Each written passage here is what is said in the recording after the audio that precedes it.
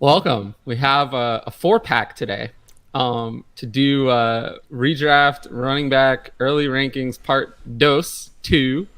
Um, and yeah, it'll be very exciting with the 4-pack. And we have a great show sheet today, which we're going to go through. But first, at the top of the show, I just want to say that, I'm very happy to welcome Conan as our new third co-host, permanent co-host going forward. I did make an announcement on Twitter, so it's maybe for some people maybe this is the first you're hearing about it. I have I definitely did put it out there because I was so excited to share that news with the world. So welcome, and I hope you enjoy your time, whatever you want to call it, dealing with me. Dealing with me, but. Yeah, No, I hope you enjoy it. I appreciate it. Thank you for the opportunity. And like I said to you guys, in chat, I had so much fun last week when I didn't know I was, going to be joining on as a co-host going forward. I had so much fun that I jumped at the opportunity when you asked me. So I'm excited to keep talking, not just these running backs, but all different positions, everything going on, and just excited to get in the swing of things with you guys. Yeah, and you're being congratulated actually by a different Jesse. A different Jesse. We will get to Jesse right now actually. So yeah, welcome to the show. I think you were here for some part of the draft, but that was such a mess that I don't remember who was there for what. It was chaos, yeah. I mean, it was chaos. It was a 5-hour stream, followed the next day by a 7-hour stream. So, yeah, it was a little bit overwhelming, hard to remember. But welcome back. Thank you. And yeah, just tell the people whatever you want to tell them. Okay. Well, thank you for having me on. I very much appreciate it. It's and congrats to Conan on locking down that co-host spot. Like, that's awesome news. So I'm happy for you. So you could find me, as it shows on the bottom of the screen, on Twitter. Like, I'm on there all the time, every day. So you'll see me just perusing through on the timeline. And then you can also find me at League Winners. That's where I put a lot of my written content out. So if you're looking for Redraft, Dynasty, anything like that, you can find me on there. So that's the majority of where you'll see me. Love it. Care to comment? I'm on vacation. Come on now. That was my first comment when I got in here with just Brian and I. Next week. Yeah. Next week we'll be back. We'll be back, to the... I'll be back with the bed in the background. Yep. All right. So there was actually a large amount of news this week. I put together the show sheet for it. I don't know how much of this we have to cover in detail, but we can go through it and just oh wow. It was actually 6. Oh really? Yeah, Tyler shelled out the big money. That's funny. I wish. Heck yeah. I think I'd do it myself. At least you make your bed. It's the reason I never show my bed.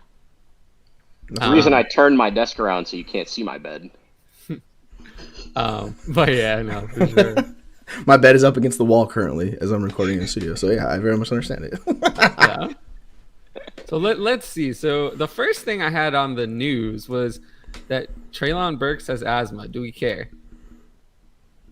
No, right? No, not really. No.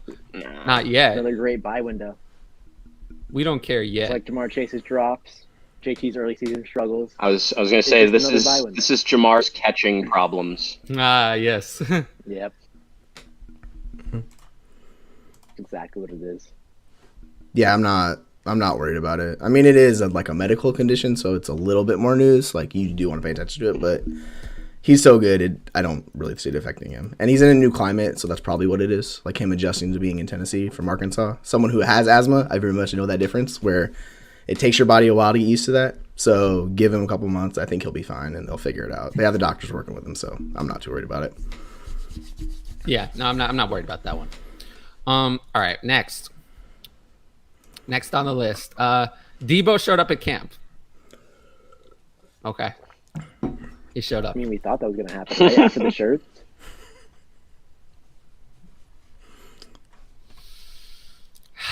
True. Yeah, I'm happy. Like that's what you want to see. So that's 2 thumbs up. I'm ready for it. Let's go. Yeah, I mean, he's there. Yeah. Do you think that they get the deal done? Because I do. Yeah, I think they do. He's so important for them. Like, if they lose him, that's a massive loss. Like what they try to do with him each year, it's like he's the focal point of that offense pretty much. So you lose him, that's a big deal.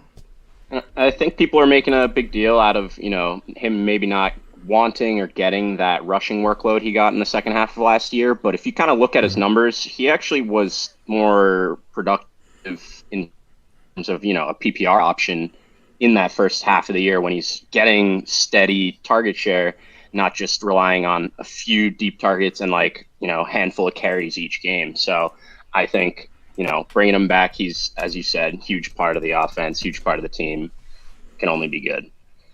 No one wants to talk about that, right? No, I never hear anyone want to talk about that, how he was on pace to be like a real wide receiver 1 throughout the first, I believe it was, when did he really, it was really the first, I think it was week 9.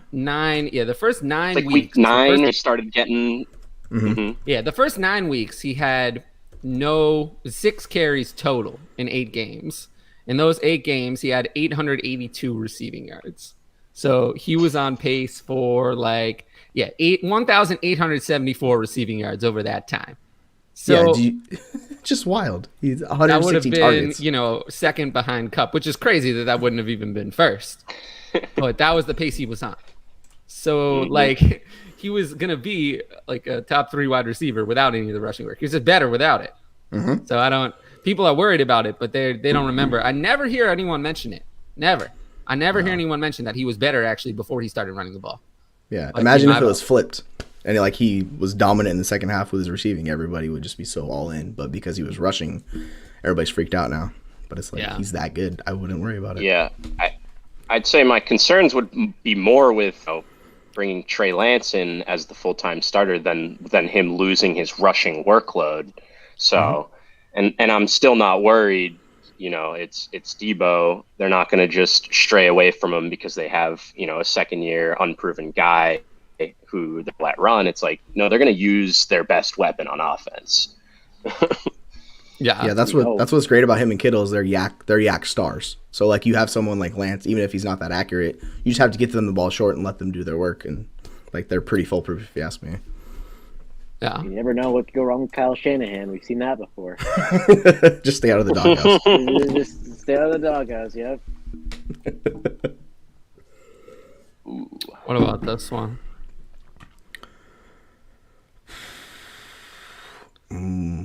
Tough, right? Yeah. Not really, actually. For me, it's easy. It's Trevor and Jefferson pretty easily. But yeah, Trevor just scares me. That's the whole thing with it. Is that's why I'm hesitant. But yeah, Jefferson's incredible, so I would go that side. But I am fearful. Fears for the week. Yeah, you have to take that risk if you're willing to get Jefferson. This is something you would have to do. So yeah, you do it, but you're just just don't hold me, Trevor. That's all I'm asking. You'll be fine. Yeah, and no, we're gonna get to this. Don't worry. Don't worry. It's an opportunity for me to clobber Clyde Edwards-Helaire over the head. It's like a Nike deal. So you don't think we're gonna miss that, right, William? You think we're gonna skip that one? I don't think so. We're not gonna skip that one. So yeah, that was a good one. What's next? Lazard was not at camp, but then he signed the tender, so that's non-story now. Oh yes, get excited. Getting to this. Getting to Terry. Yeah, so the Lazard thing is a non-story. So Kyron Williams broke his foot. I recorded a video about it. The video was totally recorded, and then 20 minutes later, Darrell Henderson was hurt too. So that just shows how short life the content can be in this world. But yeah, do we care? I mean, starting off with a broken foot's not great. I don't really know how to treat him. I'm basically just trusting Akers in that offense. Like Yeah, me Henderson, too. you Me can't trust, and then Kyron gets hurt, so it's just like that's Akers. He's the guy, and he's going to be the guy. So it's just about how effective he's going to be this year. Other than that, I'm not too worried about the other pieces in that offense. Yeah, I'm not a Henderson fan, but Yeah, that's why I was kind of a little bit willing to speculate on Kyron Williams, but I you know.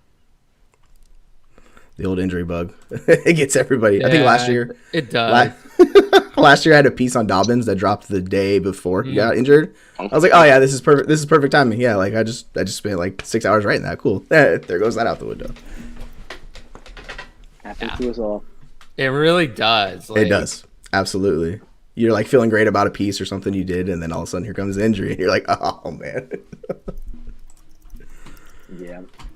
Every time. Let's see. So next, yes, DK Metcalf, not there. I mean, if I had to play with Drew Lock, I might not show up either. If I had to play with Geno Smith, I think I might skip that one. Why would I go? Why would I go to the, why would I go to the camp? I just don't see why I would want to go to play with Disaster. Disaster and, Geno, we need a name for him. That's what we need. If you have a good idea in the chat, if you have a nickname for Geno Smith, because we have Drew Disaster. That one we have. That one is good. But Geno Smith, I think we could use a nickname for. It's like what people have been saying about Robbie wanting to retire. It's like, oh, if I had to play with Sam, I would also just retire. Yeah, I would consider it. Oh, he's terrible. I would definitely consider it though. But I would though. I would. Yeah. I'm not gonna lie. All right. So yeah, do we think that DK Metcalf gets a contract extension from the Seahawks? Just yes or no? Yes. Yes. Yeah. Okay, I also say yes. So four yeses on that one. Baker Mayfield was excused from the minicamp. Now, I think that he should have shown up anyway, but it doesn't seem like that's what he's going to do. So let's do. And then there was that report that we saw come across Leap that Baker and Jimmy may be released eventually. So let's we'll go around on both of these. Let's start with Baker. And I'll go last again. We can start with whoever wants to start. Just go for it. So Baker, week 1 is doing what? He's starting for Cleveland. Okay, so you think he's starting for Cleveland week 1? Yeah, Ryan? just because it's fully guaranteed, that contract. Ryan? I want to agree with you, but I feel like it could be in Carolina somewhere. I mean, it's so hard to see what Baker's going to do because there's both sides to it. I think he's going to be petty and not want to play after what they did to him, and then they're probably going to force him to play. So like, it's very hard to predict the scenario. Yeah, I mean, I think for him that's the best move. Stay there, play while you're needed, maybe even the entire year while Watson's suspended potentially. And, that's how he's going to recoup his value for himself, for the team even, to be able to trade him or something like that. But I just don't see him doing that. Like, after the big fuss he made, after all that happened, like, I just don't see him being like, all right, fine, like, I'll come back and stick it out for you guys. And so I'm pretty torn. I don't even think he'll be starting week 1. I think at this point that's what my money would be on. He's either unhappy and just like not playing in Cleveland, or I couldn't really tell you honestly. I'm curious what the leading odds are right now. Like what? I think it's Cleveland. Cleveland starting. Yeah. Okay. Well, it doesn't say that he's starting. It just says he's on Cleveland's roster week 1. That's not the same thing.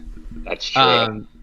But I would say actually what I think is going to happen is that they're going to negotiate a settlement similar to the one that the Browns did with OBJ last year.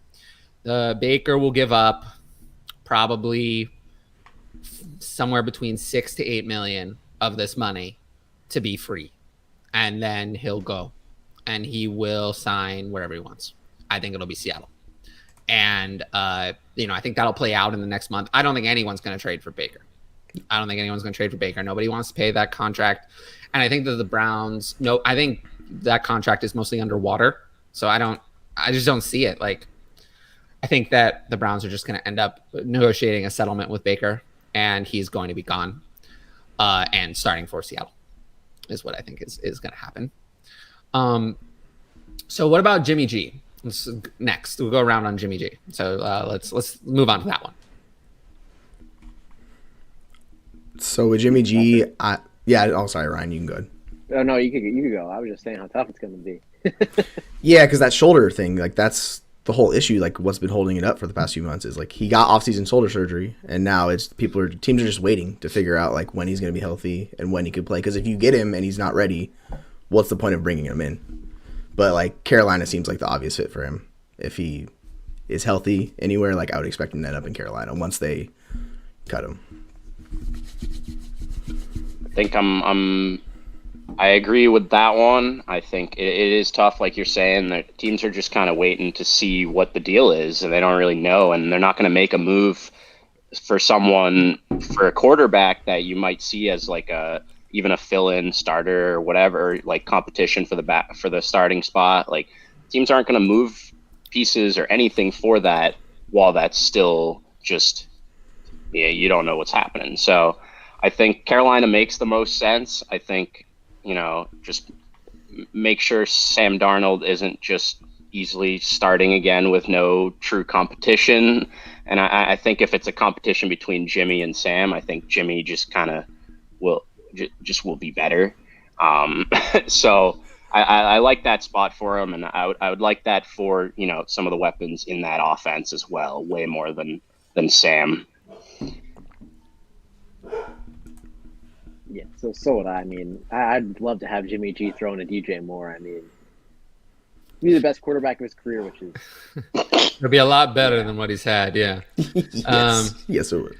Yeah, so they can cut Jimmy G and save like $24 million against the cap. I can't imagine. There's no way they're going to take Jimmy G into the season at his current salary. So, yeah, I think he ends up getting released and signs with Carolina. Although it would be great if he signed with Seattle. That would be something. I would love to see him sign with Seattle. Just to stick it to San Francisco. Just to go kick Kyle Shanahan's ass. Like I would love to see it. I do have a soft spot for Jimmy G, to be honest. Much more than Baker. Baker is someone I dislike Baker, whereas like Jimmy G is someone I definitely have better feelings about. Right, because everybody loves him in that locker room too. Where it's like Baker, it's not the same thing. Nobody likes Baker. Yeah, exactly. Everyone dislikes Baker. Whereas Baker's not as bad as Wentz. He's only managed to alienate most of his teammates instead of all of them. So it's a little better. But Wentz managed to alienate every teammate he's ever had. So that's something, and he's doing it already. By the way, we'll get to that. Wentz is awful. Yeah, got offered Deshaun Watson, Kenneth Walker. Oh my goodness. It's a lot of things. All right. 223 firsts, 23 second, and 23 third for Kyle Pitts, Jonathan Taylor. Accept or decline. 12-team Superflex tight end premium. So I'll start, and then if there's anything I don't cover, you guys can grab it. So for me, I guess here, I don't know. Like, I don't want Deshaun Watson. I really don't. And I could walk away from this deal. I mean, both Jonathan Taylor and Kyle Pitts in a Superflex tight end premium are worth about 3 firsts to me. So if I'm saying Walker's probably worth about a random 23 first, more or less. So if you take Walker, the 223 first, kind of cancel out either Taylor or Pitts. And then, you have the other one for Watson, second and third. And I'd rather just keep the not Watson player. So I suppose I would decline this offer. But, if you could get something along these, like if you could just delete Deshaun Watson and replace Deshaun Watson with Trevor Lawrence, I would probably, it would be more of an offer I would consider. It replace Deshaun Watson with Trevor Lawrence or Dak Prescott. People are out on Dak. They don't like Dak Prescott. I don't know why. I don't know why they don't like Dak Prescott anymore. It must be some reason that I have no idea. But, if you can delete Deshaun Watson and replace him with Dak Prescott, I would much consider it. But for me, I just think, and I guess we don't need to stop down too much on this because it's mostly about Deshaun Watson, which I don't feel the need to cover more. Like, because that's really all that matters here. That's all that matters. Like if you value Deshaun Watson at a first round ADP, you take that side. If you don't, then you'll take the other side. So I guess that's all that really matters in this deal, to be honest. So we can move on from that one. William, here from Wentz Slender. Oh, yes. You came to the right show, William. He has his own nickname, Carson Failure. And I suggest the video, the 2020 video. Must watch the video of Carson Wentz's 2020 lowlights. It is the worst quarterback performance I have ever seen. It's that bad. So bad. Every play is bad. The whole thing is just bad. So I would watch that one. And then we'll see how we feel about Wentz after that. It was never again after that video. It was enough for me to just be never again. All right. So I think we covered Baker and Jimmy. So Cooper Kupp and Hunter Renfrow got extensions. Does it matter for Dynasty? No, right? Not really. No. Yeah, I agree with that. I mean, Cooper Kupp is what he is. Why are they comparing them on Twitter? Have you seen that on Twitter? That's bullshit. I wanted to roast that guy so hard. It's bullshit. Cooper Kupp and the only thing that Cooper Kupp and Hunter Renfrow have in common is that they're both white. That's it. Yeah. Nothing else. And they play in the slot. It's like it's a lazy comparison. Lazy. Did you see the reception perception for Renfrow? It wasn't even that good. Like his route running wasn't that good. Everybody's like, he's a route running savant, and then you see it and you're like, he's not a route runner. He's okay. Good at running a few specific routes out of the slot, but line of scrimmage, he's not fine. Deontay Johnson. No, not even close. He's not Deontay Johnson. He's not that kind of guy. I will say his highlights when he does run these routes that he's clearly phenomenal at. Like he really toasts some guys. He's a good player. I love watching those. That's the thing. It's the highlight boost. I would love to have Hunter Renfrow on my NFL team. If I were running an NFL team, I would love to have him on my team at the price of his extension. But for fantasy, I don't see it. It's not possible. It's just not possible for him to really do very much. I mean, in redraft, I have Hunter Renfrow as wide receiver 36. So he's not Cooper Kupp confirmed. No, not Cooper Kupp, who I have at 1. So yeah, not Cooper Kupp. All right, let's move on past those extensions to an extension that did not happen. Terry McLaurin, the extension is not close. And then, so I recorded a video about it being like, well, if I were McLaurin, I would hold out now. I mean, now is your opportunity. You use your leverage while you have it. You have it now. Do something about it now. And then he's not attending, not showing up to the mini camp, and he's not there. So I think that this is going to be very ugly. I do. I don't feel like this is the same situation as DK Metcalf. This is ugly because if you're Terry McLaurin, you were a 3rd round rookie pick, not a big contract. This is the last year of that deal. You turn 27 in September. So you're not going to get 2 bites at the big contract apple. This is it. This is all almost certainly this is all you're going to get. It's a 4-year deal that takes you through 31. You can't expect another big contract at 31. That is, we've seen one of them. One for someone that old signed, Julio Jones, and how 2 teams already wish they could take that contract back. So it's not going to happen again. So he has 1 bite at the apple right now, and they need him. They have a horrible quarterback, no other proven weapons at all. Jahan Dotson is great, but he's a rookie. Curtis Samuel is a gadget player. Nothing. De'Ami Brown is a bust. Logan Thomas is injured, and who knows if he's going to be healthy. And Antonio Gibson, hasn't developed in the passing game as we would have liked. McKissick is there, but what about Antonio Gandy Golden at tight end now? No, no. But they need him. They need him. Without him, they're screwed, right? They're totally screwed. So now is the time for the business decision. Now is the time you have the maximum leverage. They need him. They can't afford to lose him.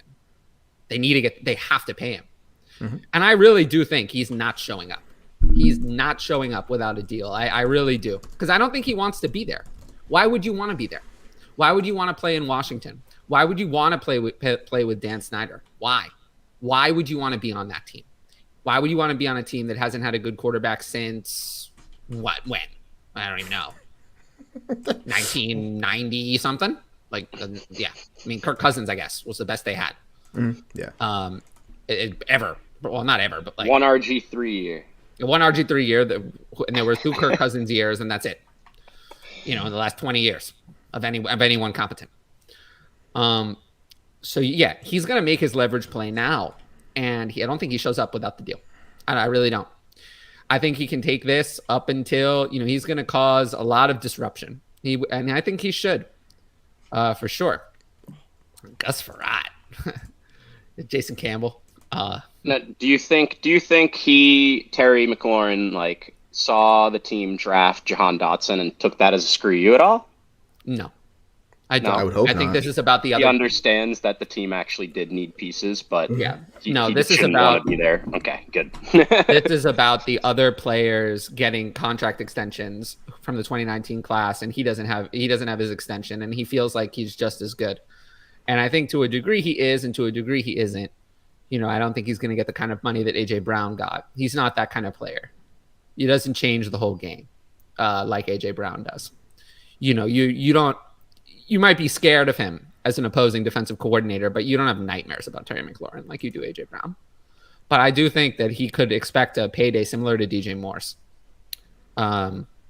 somewhere in that ballpark, and they have to pay him. So if they don't want to, then he's going to be playing for a different team. I don't know.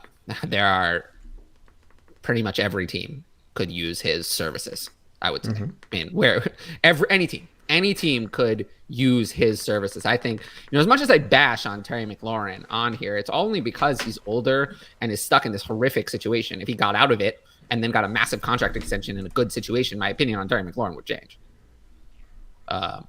But, since he's older, I'm less likely to take the risk than on someone like DK Metcalf, who's 2+ years younger. I also do think DK Metcalf's a bit more talented than Terry McLaurin, but that's neither here nor there. Either way, it's something to watch, and keep an eye on those Jahan Dotson shares. If Terry McLaurin were traded, Jahan Dotson's value would skyrocket. All right. Robbie Anderson is not retiring. He appeared at the minicamp, so he's not retiring. So he's thinking about it. I wanted to say something real quick that I figured out that was funny the other day is for years and years, his name has been ROBBY everywhere I've seen it, but he himself on Twitter spells it BIE. And now that I've started looking, people are actually changing it to that. And I don't know where that switch happened, but I just started cracking up because I noticed. It's like he spells his name different from everywhere else I've ever seen his name. But, Oh, yeah, his contract. Yeah, he's not going to walk away from $29 million. No, why would you? Yeah. I don't know why you would. Agreed. So anyway, that's the end of, his Sam Darnold-based temper tantrum. All right. Jacoby Myers signed that tender that you mentioned before the show, so I don't think that means anything. I always assumed he was going to sign the tender. So that's not relevant, really. And then Jerick McKinnon signed with the Chiefs. And we're going to talk about that because this is the last thing on the news list. We'll talk about that, I think. I just want to say that it happened. Don't draft Jerick McKinnon. Don't add Jerick McKinnon to your roster. The reason it's actually in the news is actually not to talk about Clyde Edwards-Helaire and Ronald Jones, which we're going to do. It is to say, though, that they obviously do not like what they've seen in a month of Isaiah Pacheco. They don't like that. They wouldn't have bothered to sign Jerick McKinnon if they thought. So Isaiah Pacheco is no longer a lock to make this team. Not that he was a lock before, but I now think it's a real 50-50 proposition that he makes the team at all. So yeah, his value took a big hit for me. And he was one of my favorite stashes. Now he's a little lower on that list. Other players I might be more interested in. So he fell about a round and a half to 2 rounds of startup value to me. Yeah, I think I had him at 200 in one QB, and now he's at 217. 17 spots down. So that's the biggest impact of Jerick McKinnon actually signing. I did move Clyde Edwards-Helaire and Ronald Jones in my ranks because of it, but not very far. Okay, let's see. So let's. I wish I had a transition drop. I wish I had a transition drop. Well, Ryan, where's my transition drop? I'm on the road. Next week. Next week. All right, next week. How about that? Next week we have a transition drop. But anyway, so we're gonna jump into the rest of the running back rankings. So last week we started with 1 to 24 with Conan, and then we're gonna do 25 until the end this week. So I'll just read off 1 to 24 because all three of us and consensus from Fantasy Pros had the same top 24. Jonathan Taylor, it wasn't necessarily in this order. This is my order, but these were the same. These were the 24. So Jonathan Taylor, Christian McCaffrey, Austin Eckler, Najee Harris, Derrick Henry, Dalvin Cook, DeAndre Swift, Joe Mixon, Alvin Kamara, Javonte Williams, Leonard Fournette, Nick Chubb, Breece Hall, Saquon Barkley, David Montgomery, Aaron Jones, Akers, Dobbins, Travis Etienne, Gibson, Zeke, Connor, Josh Jacobs, and Elijah Mitchell were all of our top 24 plus consensus as well.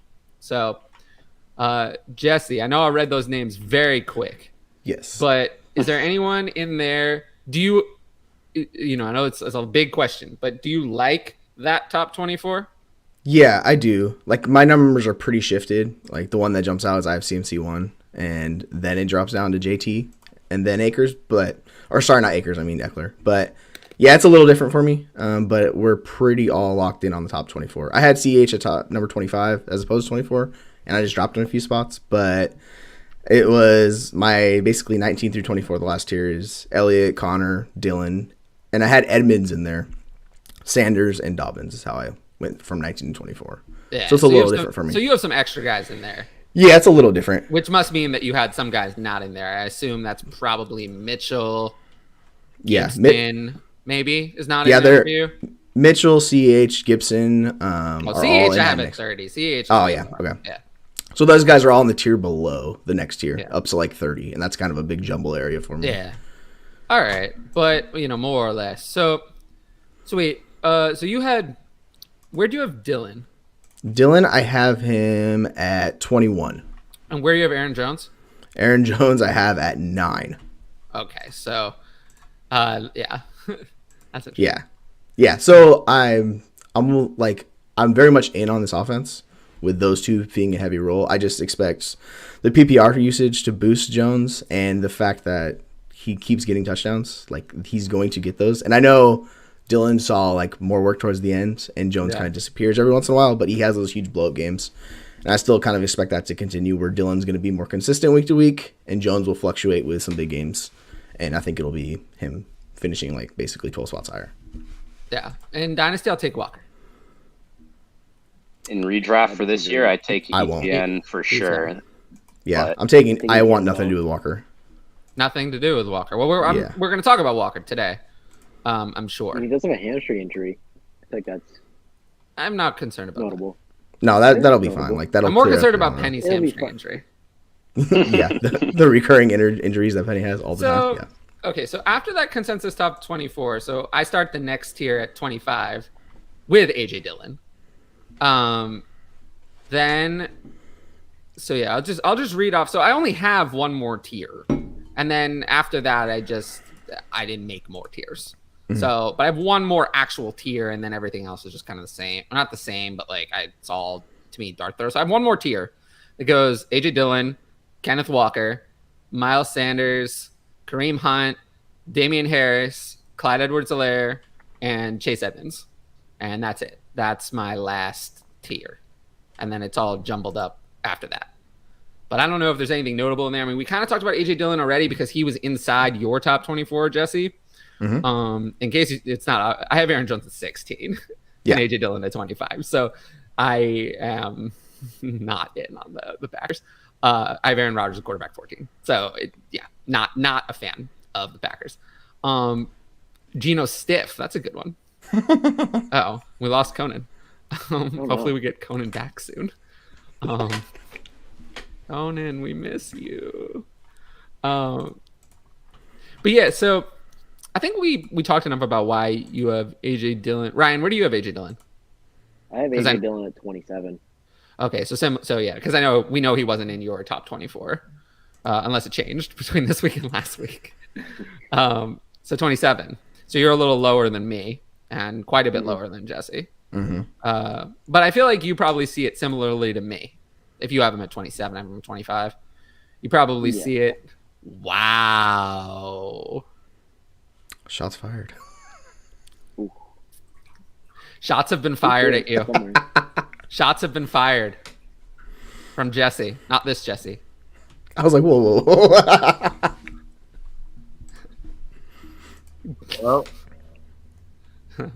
all right. We'll let that. We'll hopefully let the internet settle back in there. It's okay. The internet comes for us all. Eventually. It does. Yeah. It does. All right. Speeds. I know. Always get me. So, all right. So I had Kenneth Walker at 26. I assume, Jesse, you don't have Kenneth Walker at 26. No, so I ranked to 34, and he did not make the cut. Okay. You're only okay. He did not make the cut. No, I don't. I barely snuck Penny in there. He's 34, and I really just until they figure out what they're doing in the quarterback situation, it's going to be a very bad offense, and they're going to have problems scoring touchdowns. And with the limited, and I mean like extremely limited pass catching ability that Penny has shown and Walker has never shown in his career, like in college, like I'm just very worried about both of them. So they are hard fades for me, both of them. And like the following year, I might have more interest in Walker, but this year I'm wait and see approach with both of them. Ryan, Walker.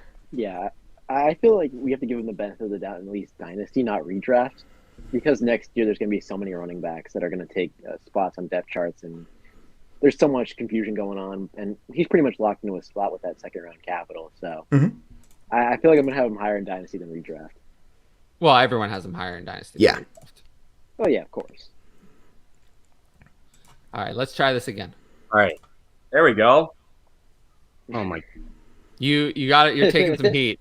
I saw that when I tried to join, and then all I could see is that. Couldn't see any of you guys. Couldn't hear anything, and I was like, I know I'm getting roasted right now. Yeah. Not by me. Not yet. No, not yet.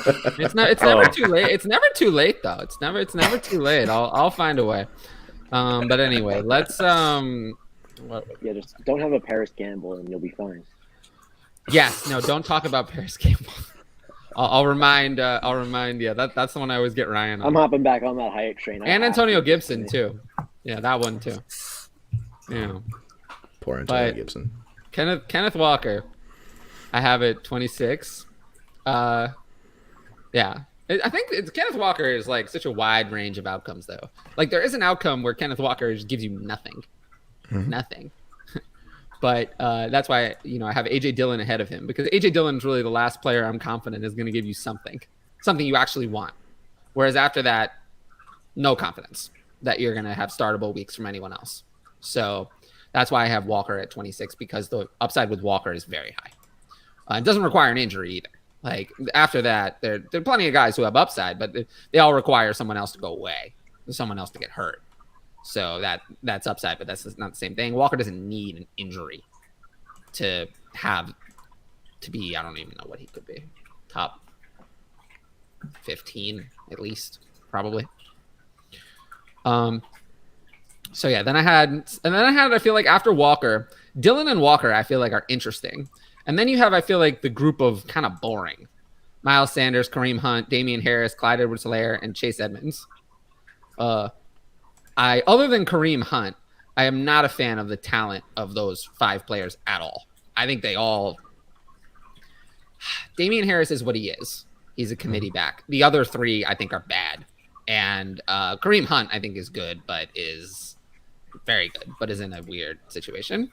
So, yeah. And any commentary on those players and anyone ranked wildly differently from mine? If you have one of them at 40, now would be a good time. I'm probably higher on Edmonds than the group is, just because he's a really efficient player, and I know he's not he hasn't seen goal line work, so that's kind of the concern with him. Like, touchdowns are going to be very iffy, but he's a very good pass catcher. And you have Tua, who is going to check down to him a lot because, Gesicki's the third option, but I don't trust Gesicki because you have the top 2 receivers. If that's what you're relying on, then you don't want Chase Edmonds. The targets, there's not going to be any targets. How are there going to be targets for him? Last year, Tua was not exactly a high volume quarterback, and now a Tyreek Hill sized bomb has been implanted on top of the offense. So to me, it's always what we say. A lot of people say when targets are removed, they usually come away or they go to the running back. That's the argument for Aaron Jones. And I understand that. However, that argument goes in reverse. When a big receiving target is introduced, oftentimes the targets for that receiver come away from the running back. So Chase Edmonds is a hard fade for me. Zero interest. I do not think Chase Edmonds is good. I've never thought Chase Edmonds was good. When James Conner signed with the Cardinals last year, I had James Conner ranked out of Chase Edmonds, and I feel like I got talked out of it by a lot of people telling me, no, PPR, this, and this. And I should have just stuck to my original opinion, and I'm not going to make the same mistake twice. Chase Edmonds, to me, is incredibly overrated, not a player that I think is really any good, and he's also just kind of made of glass and cannot handle any significant workload. He needs a lot of catches to succeed. And I don't even think they're going to be able to get Mike Gesicki enough targets, let alone Chase Edmonds. I have zero interest. He's a player that I will have none of. I have him at 31, so nothing. Yeah, that's where I'm at with Gesicki. I don't want to touch Gesicki. I don't want Gesicki either. I think this is going to be a team that you want Hill, you want Waddle, and you want nothing else. Yeah, they'll concentrate the targets between like 40 and 50% between those two. And then I think it's going to be more than 50. More than 50%. That's massive. I do. That's why I'm so out on Chase Edmonds. So out. I couldn't be more out. If I'm at 31, I really don't. I'm basically saying that I think he's going to be useless. It's not like I'm in on. So yeah, it's not, Jesse. It's not like I'm here. It's not like I'm in on Michelle or Mostert. I don't believe I ranked either player. No, I don't want either one of those guys. I did not. Yeah, I did not rank Michelle or Mostert. I see no upside. None. Yeah. The only way there's upside is if one player gets everything. If in that backfield, if one player gets everything, they could be something. Although they're all bad, so they're not gonna. They could probably be a low end 1 to a high end 2. If there's one of them, there's 2 injuries need to happen, and one player gets everything. And the player who could do everything the best is Michelle. He's the one who can actually do everything. He's the only one of those 3 who can be a workhorse and hold up to it for any period of time. The other 2 can't. We know the other 2 can't do it. So I wanted to jump in with with the guys that you listed right in that range. I have basically that same group of guys. Okay, interesting. So it's like I have from 26 to 32. I have exactly those names you listed before. But I actually also have Cordero Patterson in there with them. Oh, and so I just kind of see, so I kind of just see Edmonds, Patterson, Harris, Penny, and Sanders, kind of those guys are all in the same little tier for me where they could be kind of the lead back for their team, but you're not really that confident. There's auxiliary pieces that you're kind of worried about taking away work. And it's just besides that, it's guys that don't seem like they would have the craziest upside, even if they were the guy in that entire offense. And it's it's like looking at a guy like Damian Harris from last year. It's he had 15 touchdowns and couldn't even crack the top 15 for RBs. And it's he got a lot of work. He got valuable work, and he still wasn't, that valuable in fantasy. So I just think, so I just have them all in the same tier, and I kind of like Hunt more than everyone else because I think he gets the work either way. And then we've seen before, obviously, if Chubb goes down, maybe we kind of over expected what we wanted. You know, we had him as a top 5 guy if Chubb went down. He kind of underproduced with that expectation, but I think he's no doubt a RB2 if Chubb goes down, like at the lowest. So not necessarily. Not if it's with Baker Mayfield. Oh, if Chubb goes down. But I'm saying that 28 is ranked on the odds that it's Jacoby Brissett. Yeah. That's where the 28 comes from. If I knew I had Baker Mayfield, maybe I'd have him at, 26, 27. If I knew I had Deshaun Watson, I would consider ranking Kareem Hunt, maybe 20 at the top of this tier or the bottom of the previous at 25. I would like to say everything. My Browns running backs in here. I mean, obviously Chubb, who we talked about last episode, and then Kareem Hunt. These are also, like you said, based on Jacoby starting for me right now. Not Deshaun, not Baker coming back. And that's like I buried. Chubb was a little lower for me than I think most people would have him or had him before, people really start thinking Watson's out for the year. But yeah, because I agree with that for sure. If we knew for a fact Watson is commanding that offense, I think, both of them would be top 25, 24, honestly. I think there's almost no chance of that. I agree. I actually think that there is actually a scenario in which Watson could be out now multiple more years. It could be multiple years because the legal system has not played out. But I do not think that there's any way, really I don't, that Deshaun Watson can take the field with new lawsuits continuing to come out. New lawsuits are coming out. And how can you have him? The HBO special occurred. What about the Times article? If things just continue to come out, how can you have him play in games? You can't have that. But if you put down a suspension now before the information is finalized, then, what if you have to revisit it? What if more comes out later? So I think that there's a strong possibility that Deshaun Watson ends up on the commissioner's exempt list for the entire 2022 season or until these cases are settled. And then after the cases are settled, then a punishment is imposed. So it could be a long time. It could be many years. So I don't want to assume that he's coming back anytime soon.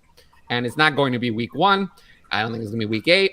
I don't think it's going to be week 17. I think it's going to be next year. So at best. So I don't want to have Deshaun Watson.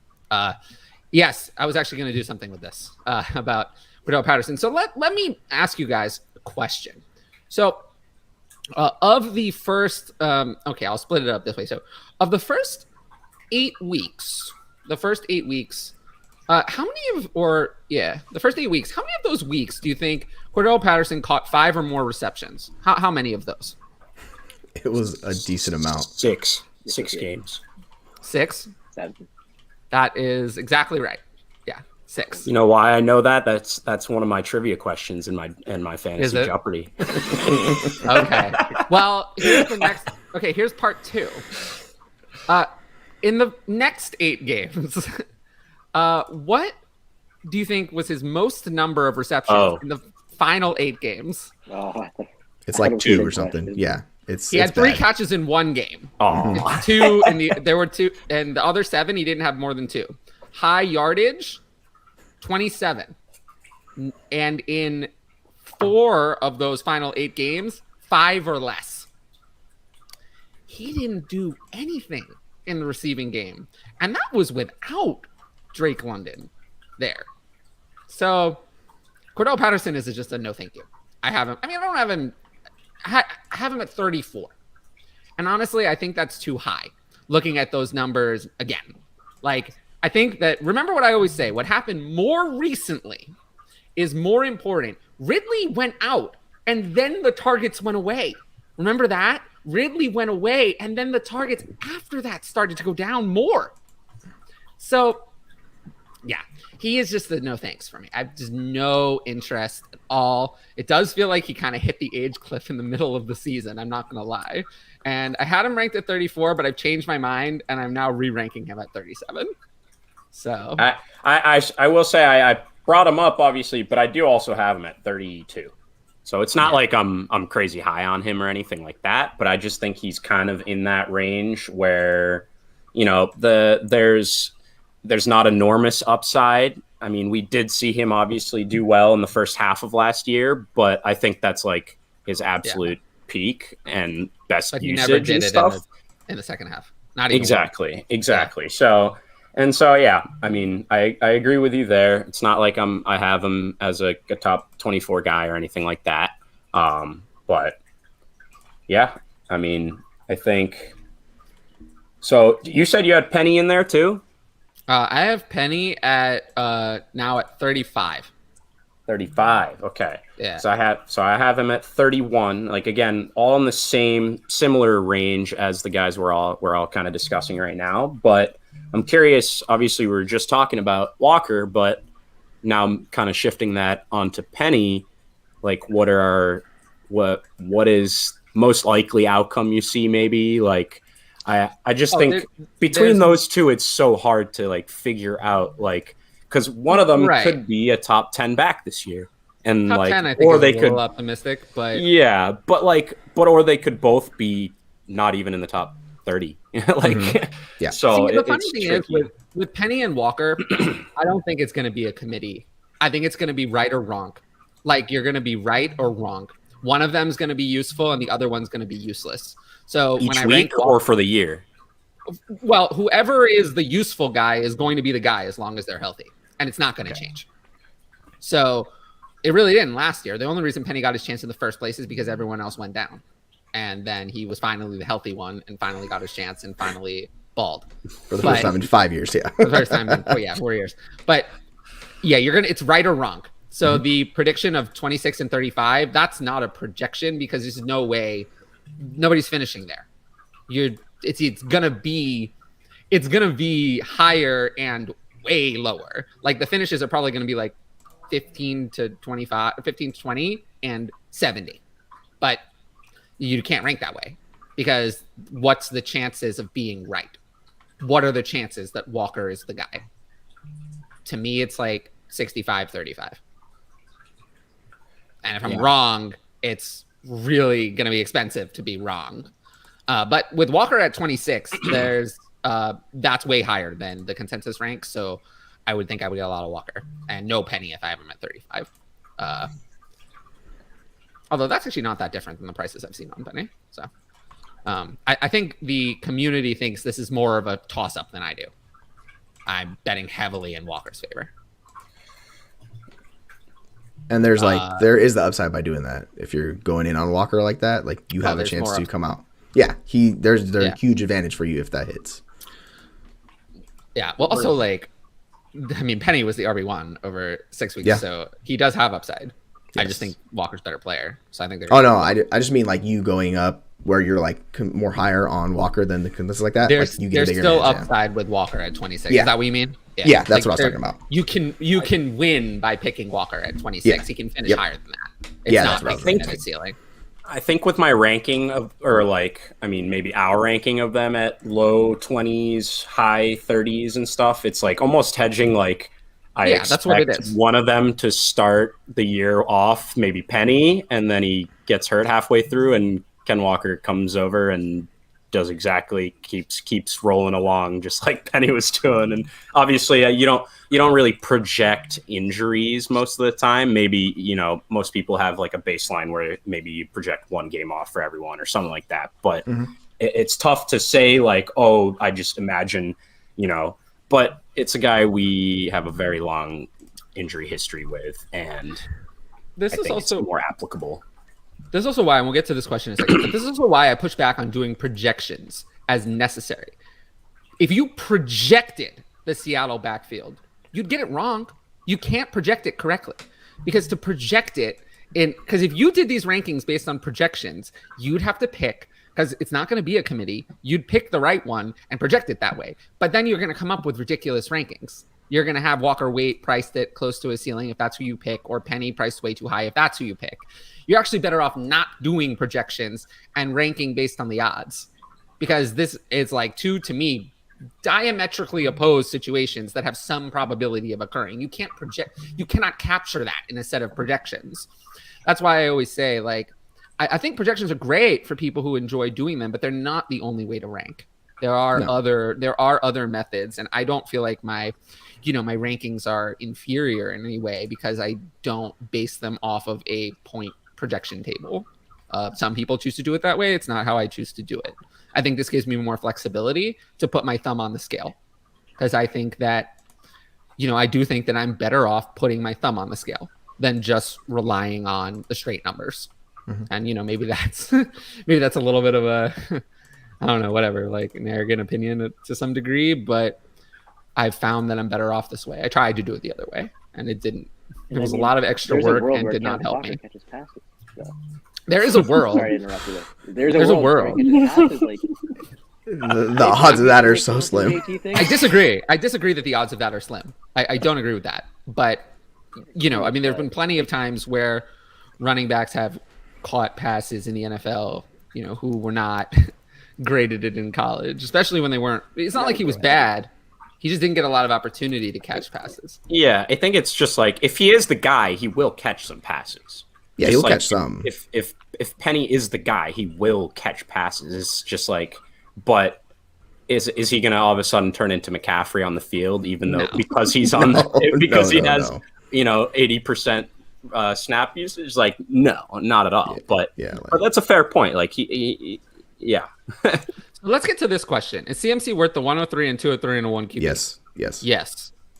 Yeah. Don't sell CMC for that. The haircut though. I can't turn it up. I got the AirPods and that's it. I don't have a microphone or anything right now. That's my bad. We'll fix that next week. I'll start to yell a little bit. Jesse's correct about this. I did an article on this, so correct about Penny not getting much passing game work. And by the way, thank you to Ryan Storm, just signing up for my Patreon during the show. I will get you set up, I promise, later.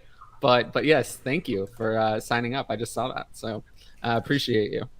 All right. So in that tier, I think we've talked enough about Walker. We talked enough about AJ Dillon. Kareem Hunt, I feel like, is a tabled conversation at times.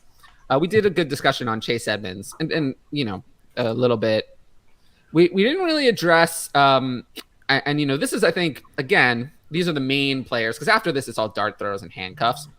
We didn't really address Miles Sanders. We didn't really address Damian Harris. And we didn't really address Clyde Edwards-Helaire, which we promised to address earlier. So I have it Sanders, Harris, and then Edwards-Helaire. I have Sanders at 27. So, what do you – I don't know if you guys have similar ranking, but what do you guys think about Miles Sanders? He's in a better offense than Damon Harris, but he's going to get all those rushes. Basically, is the way I'm looking at it. It's going to be more efficient.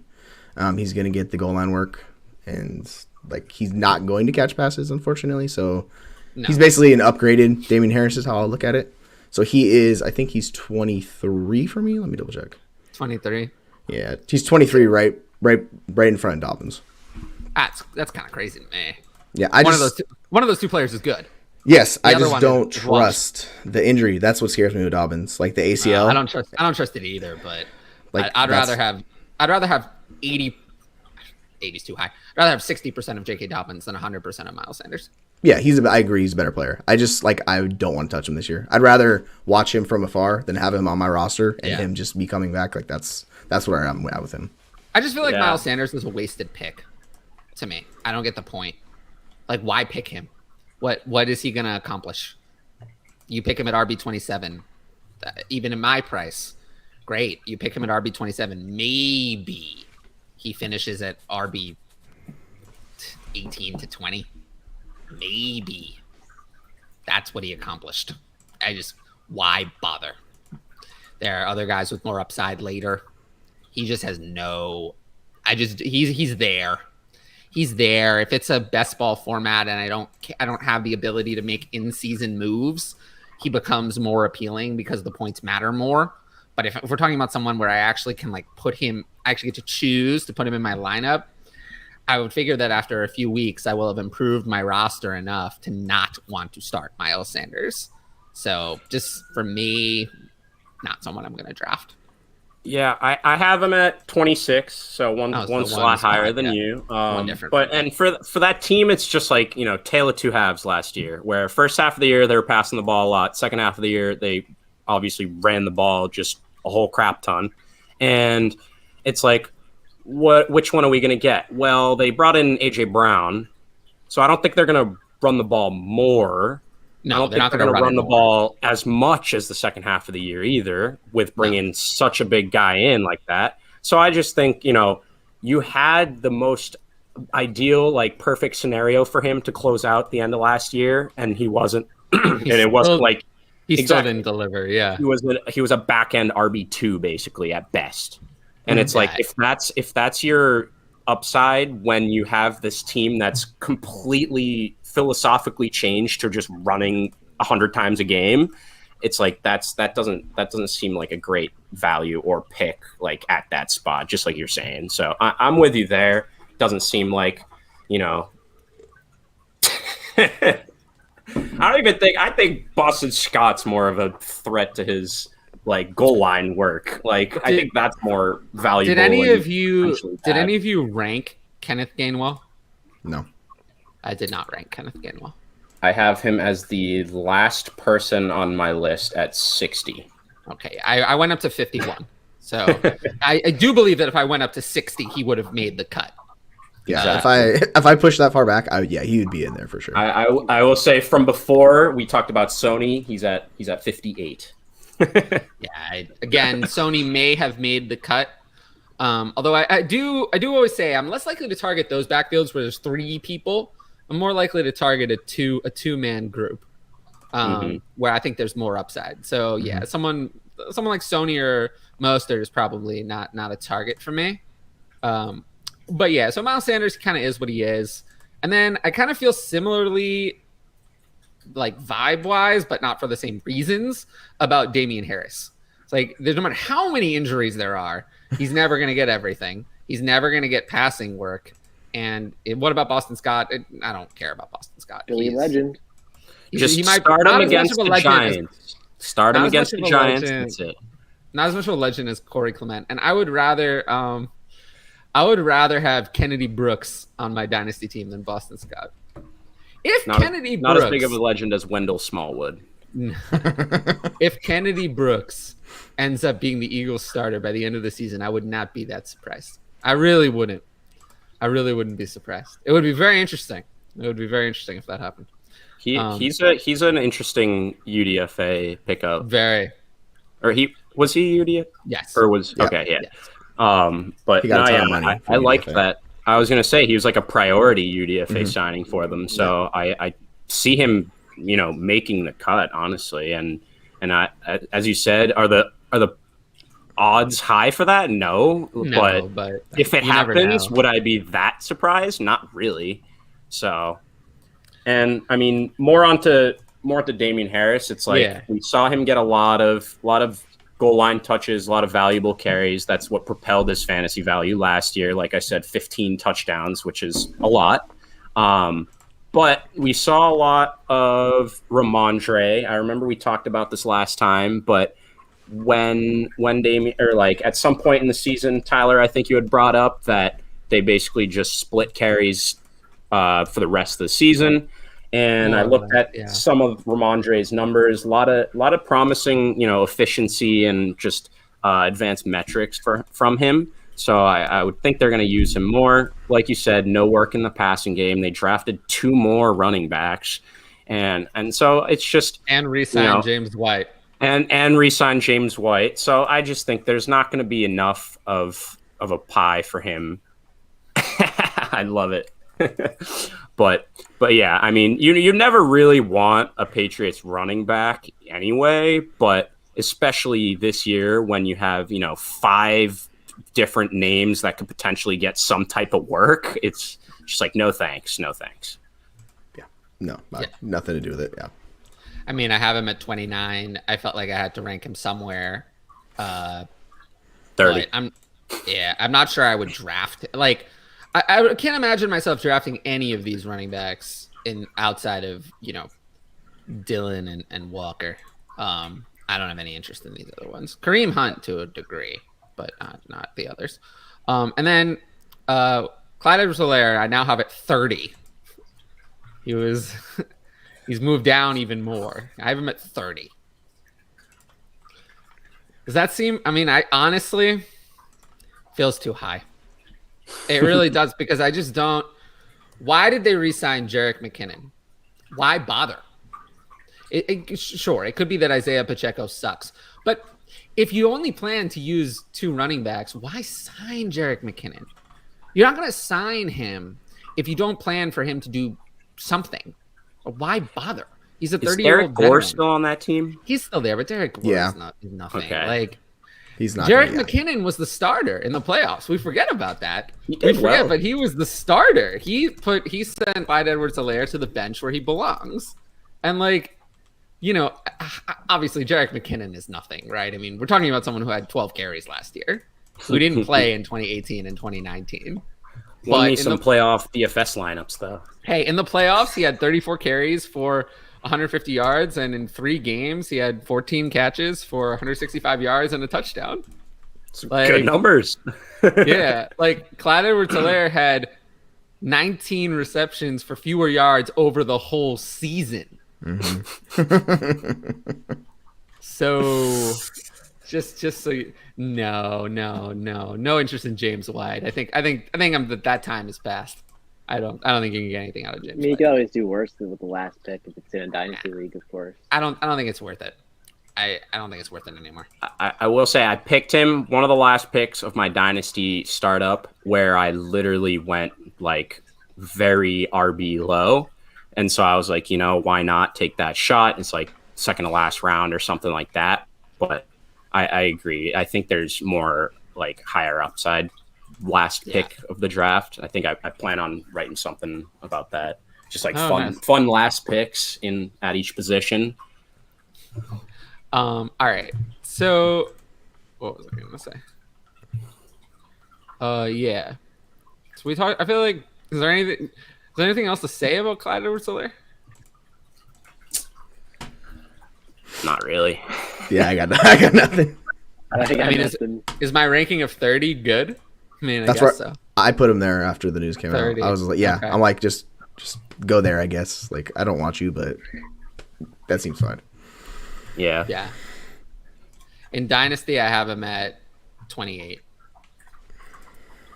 So. I'd imagine something around there, right in between, 25 to 35. He'll basically land in redraft and Dynasty, I think. Addison can make the case all he wants, but you were benched. You want to draft someone who was benched in the playoffs for Jerick McKinnon, totally benched for an aging, washed, 13 carry over the year Jerick McKinnon. Benched, irrelevant, because Jerick McKinnon was better for the team during those games than Clyde would have been. So that's the player you want to draft. You can please go ahead. I would say people who are interested, go ahead and do it, and you'll see what happens. But don't, if you're listening to my advice, please don't do it. He is just so. Yeah, but Tua is not that bad. Tua is at least okay. I mean, Tua is what he is. He's also not just as got flashy. Tyreek Hill. That's pretty nice. Yeah, he's not as flashy, but like I think that Tua. I don't hate Tua enough to downgrade Hill and Waddle. Well, what if I told you that Tua is more accurate than Pat Mahomes? I would tell you that that's bullshit. Well, you take it up with Mr. Hill. I will, actually. I will take it up with Mr. Hill.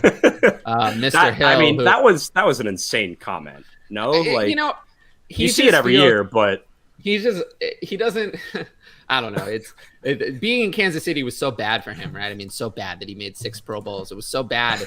They didn't get him the ball enough. They didn't get him the ball enough that he finished, with a couple of wide receiver 1 seasons, close to wide receiver 1 overall a couple of times. It was so bad that last year he had a career high in targets. It was so terrible, right?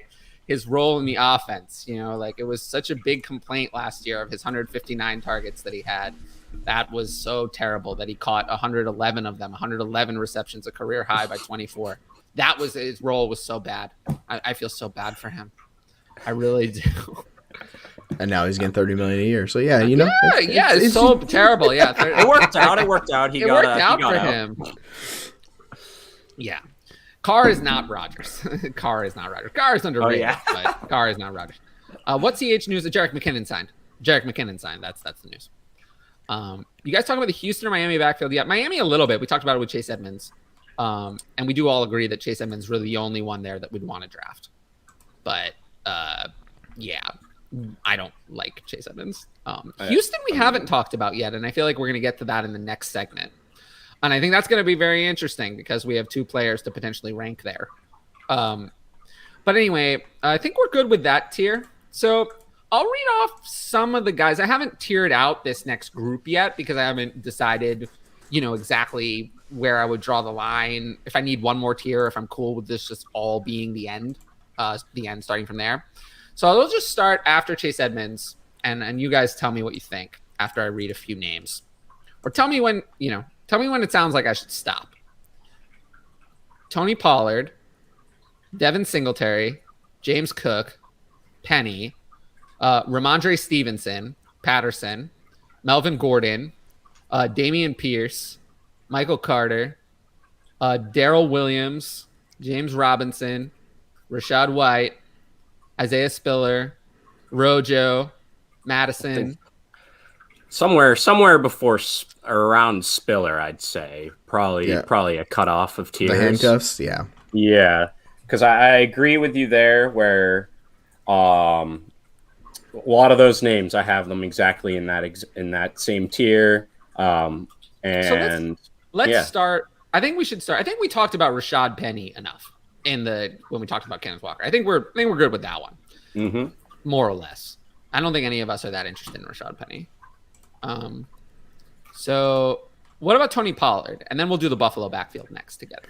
So Tony Pollard, I had at 32. I mean, I have him even lower than that, but I'm like very excited after looking at some of his stuff. I think we talked about it a little bit when we got into Zeke last episode, but it's just small sample size, but you got to love what you see and what Pollard has produced in that small sample size. So just top 10 in yards per reception, yards per route run, catch rate, true yards per carry, yards per touch, juke rate, breakaway runs, breakaway run rate. Like he's not even outside the top 10 in like every efficiency measure there is. It's crazy what he did. Obviously, small sample size. If they have him running 200, 300 times a year, it's going to look different. Yes, I get it. But what he's been able to do with those carries so far, with the work he's gotten so far, is eye-popping. So I think, one, he'll be more involved, like more of like a Kareem light, where he's going to have some value from the beginning, even with Zeke. Uh-oh.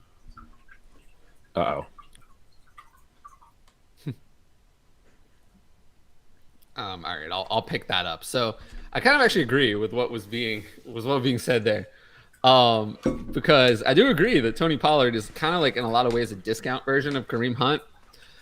I do think there were some times last year where you could start Tony Pollard even though Zeke was healthy. There were a few times, not as often as Kareem Hunt, and not as confidently. I do think Kareem Hunt's the better player. I think the main difference between Kareem Hunt and Tony Pollard is that if their starters got injured and were out for the season, I think that Kareem Hunt could step in and carry the entire workload for the rest of the season, just like Nick Chubb did. Whereas I do not think Tony Pollard is capable of that. Tony Pollard can take 20 carries in a game once, not 7 times. Not 7 times. He's not going to be able to do that. He's not going to be able to hold up to the Zeke workload over time. So that's the reason why I think there's more upside with Kareem Hunt. I like Kareem Hunt better in his role, and I like Kareem Hunt better as a handcuff than Tony Pollard. So for those reasons, I have Kareem Hunt in the higher tier, and I have Tony Pollard starting this. However, this amorphous next group, which is very large in some ways, but I also would be okay with like a mini tier. Technology. Technology, right? Yeah. Did you guys weigh in on Pollard? No, but I would actually rather have him than Hunt just because of the offense he's in. Yeah, and I just don't think Zeke's that good anymore. Like that's the thing that I keep coming back to is like Pollard saw his most usage across the board, and he's probably going to see more this year. So that's why I'm lower on Zeke than like consensus. Like most Where people do you are. have Zeke? He's like 20. What is he? 22. I have him at 21. Yeah, so he's like right in that range where I'm just like, I guess I'll take him, but don't really want him. But I have Pollard at 31, and I could see a world where he takes over that backfield this year and like does very well and is RB1 in fantasy. Like, I'm not saying it's 100, it's not high, but I see the possibility of that happening. To me, that world doesn't exist. That world doesn't exist. It exists if Zeke gets hurt. They're paying Zeke too much. The world exists only if Zeke gets hurt. If Zeke gets hurt only. If Zeke is healthy, that world is non-existent to me. There's zero. The chance of that to me is zero. I think they would have done it already. They had opportunity to do it last year when Zeke was obviously hurting, but still ready to play, and they played Zeke anyway. If they played Zeke when he looked as cooked as he did last year, I still think Zeke is cooked, but it doesn't matter. They already showed us what they're going to do with a cooked Zeke. They're going to play him anyway. So Zeke has to be out. He has to be out for Tony Pollard to overtake him. Otherwise, it's not going to happen. Torn PCL. I think that took a lot. I know he hit the carry mark of what, 1,500 was it? Yeah. He hit that last season. So, but Zeke I think is cooked. One more year. But even if he's not cooked, it does. Well, if he's not cooked, then it's even worse. But yeah, I just don't feel like I'm really going to be able to start Tony Pollard if Zeke is healthy. You really couldn't last year outside of a few. There was one little period of time where Zeke was so obviously hurting that you could do it, but it was not very long. So yeah, I'll go with that. Was with Gallup and Cooper, and now Gallup's probably gone for the beginning of the season. Amari Cooper's gone to Cleveland, so maybe the world is looking out for Tony Pollard. We don't know. If they pass to him, if they pass to him more, then sure. But he has not gotten as many receptions as I think people think. No, he got 46 targets last year or something like that. Yeah. So not that many. Is Pollard a good buy in Dynasty? I'd say no. He's already 25, so. Like, he's not young. I think. That's what are you buying him for? You want him to hit free agency next year and sign somewhere? Do you really think that a team is going, like, honestly, do you think a team would sign Tony Pollard as their, like, I think the best case scenario for Tony Pollard is that he lands in a situation like what Chase Edmonds is in now. That's exactly what I was going to say. That's the best case scenario. And Chase Edmonds now has less value than Tony Pollard does. So clearly that didn't help.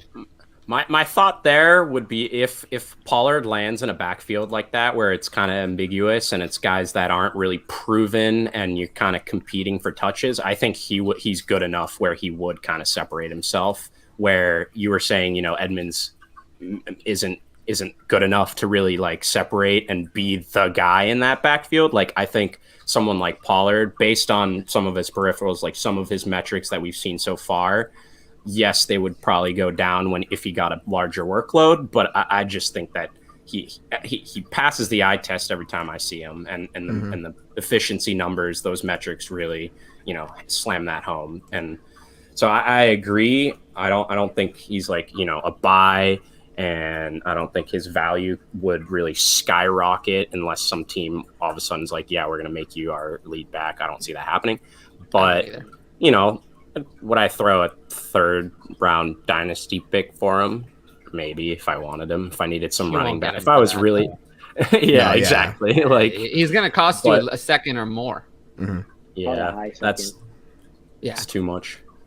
Would you rather have Pollard or Damian Pierce? Pollard. Pollard. Pollard.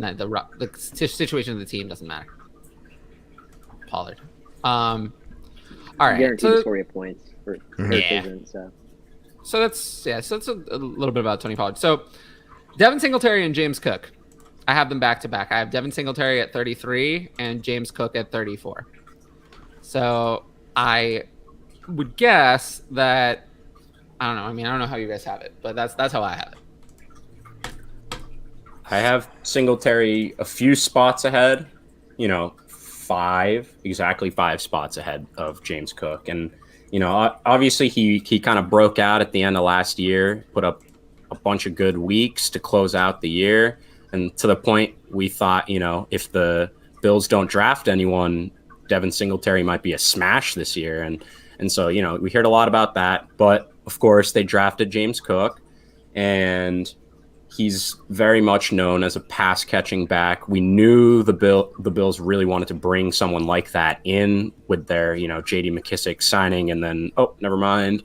And then they signed Duke Johnson. Like, might not matter, but like it just shows what they're trying to do, who they're trying to bring in at that spot. And so I think what's different about that team is like this past year, especially at the end of the year, they were a lot more even, a lot more balanced in that run pass than they usually are. And so usually they're around 60% pass, which I think they'll essentially go back to. And I think I don't have it exactly in front of me, but I want to say last year it was more like 55-45. And for a team like that with Josh Allen, obviously he's going to be using his legs, but I would think it's going to even back out to a 60-40. Let him, win you games. Let him dictate your offense. Yeah, I actually have them flipped. I have Cook like 5 spots ahead, just because I see him getting all of that passing work. Like Singletary is a very bad pass catcher. Like he's one of the worst like recorded pass catchers in the NFL. Like every year, he's bad. Like he can't do it. So they've been looking for someone to take that over. And James Cook is an efficient back. Like in his entire career, he's been efficient. So I see him carving out more of a role than just pass catching, where it's going to like depress Singletary to the point where like you're not going to be able to play him unless you're counting on just like serious touchdowns. But like I hate just counting on touchdowns, so I would rather chase Cook. Singletary's height, I think, is deceiving, and you just think he's a pass catching back because he's 5'8" or whatever. And like they did have to use him as like a pass catching option at the end, and they did throw him a bunch. But I agree, like if they have someone that plays that position that is a much more efficient, a better pass catcher, he should get that work. So I have no problem with Cook 5 spots ahead. Like it's really murky. I think Tyler just having them back to back makes a lot of sense one way or the other. But yeah, it's hard because like we know in that backfield that they're gonna, have the committee, and whenever there's been a committee there over the last few years, you haven't been able to use them. The only times you've been able to use them is the 2 good Devin Singletary stretches where they gave him everything and no one else anything. But they don't want to do that. They didn't want to do that in 2019. Then they drafted Zach Moss for 2020. They did it again down the stretch this time because they had to, because Moss was ineffective and Burrito was ineffective. But then once again, they obviously don't want to do that. That's not what they want. They want a committee. And when there's been a committee, this backfield has been unusable because of Josh Allen's rushing. So, and the fact that he passes to the receivers a lot and that, not to the running backs. So, yeah, essentially, I have him at 33 and 34 because I do feel that in both cases, if the other one were to go away, if something were to happen, then the other one would probably be like a weekly RB2 immediately. But other than that, they're just going to be in RB3 range. I do think they both have a lot of upside, though, if they somehow consolidate the lion's share of the work. But I don't see that as likely. Yeah, we saw Singletary do that last year. Yeah. I mean, I think it's not that far with what you just said about if one goes down, the other seems like kind of a surefire RB2 option. Like I kind of see that the same as Penny and Walker too, except one of them isn't a way better pass catcher. So, I mean, I think if Singletary goes down, I think that can only be good for James Cook. But if James Cook were to go down, I still think that Singletary wouldn't just like take all of the passing work. Like I think they would just go to Duke Johnson to a James Cook light role of however they're using him. I think there would just be no passing work. That's also fair. Like I think it would go. The passing work would go with James Cook. Just to Isaiah McKenzie, everything. Yeah, or or Jamison Crowder. Jamison, yes, yeah. And, But yeah, so the difference I feel though between this is that like I'm more sure that Kenneth Walker is gonna be the guy over Rashad Penny than I am between Devin Singletary and James Cook. I think that is a true 50-50. I'm not sure.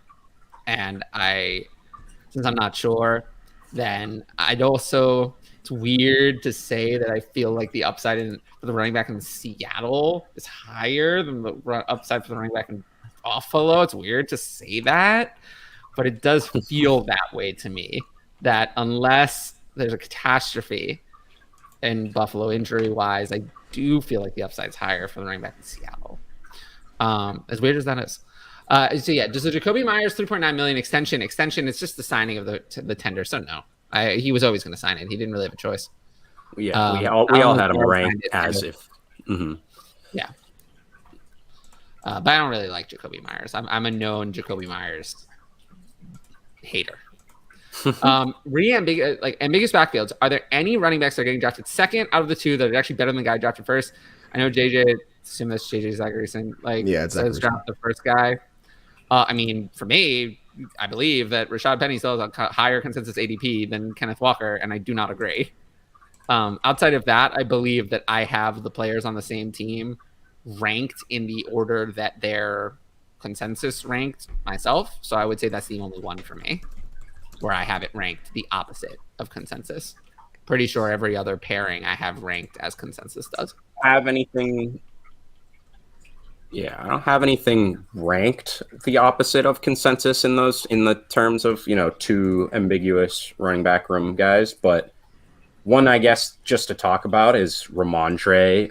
I do think he's probably better than Damian Harris. If Ramondre got the work that Damian Harris, I mean, I just think he's more exciting. He has the ability to take on some pass catching work where Damian Harris is not really ever going to be any type of factor. And I'm not saying Ramondre is going to pick up a James White role whatsoever, or even Brandon Bolden role, but there's been some talks of him, working on his pass catching.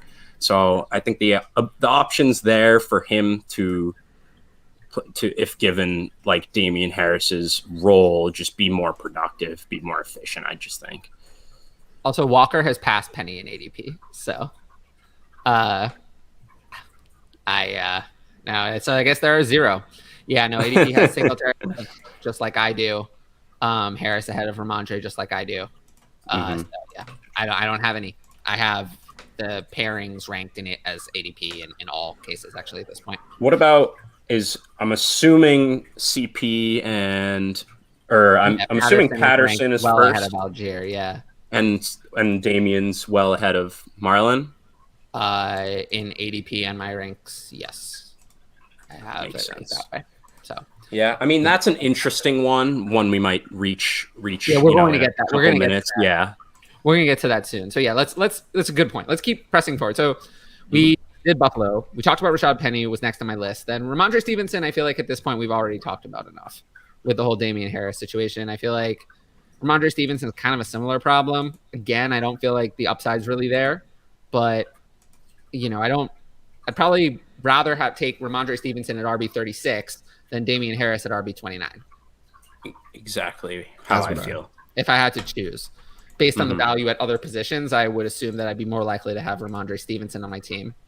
I have Cordell Patterson at 37, who we already talked about. I was not interested in, and then I feel like, actually, to me, like maybe that's actually the tier break is for me is Cook or Pollard, Singletary, Cook, Penny, and Stevenson. To me, those players have like real. I don't know if Stevenson has real upside, but like real upside to be productive. And then after that, we're talking about what I would consider to need injuries or like miracles to be usable. So maybe that's actually a good tier of 5: Pollard, Singletary, Cook, and Penny and Stevenson. So that might be kind of where I draw my line, and then go to everyone else, starting with Patterson, who I just don't see it. But then after Patterson comes, and we'll just go a little. Tell me if you want to talk about any of these guys. So next is Melvin Gordon. Melvin Gordon at 38. He comes in there, 38. Well, what do we think about Melvin Gordon? I feel like he's an even worse example. Like we had Kareem Hunt, or we had AJ Dillon, who's the best.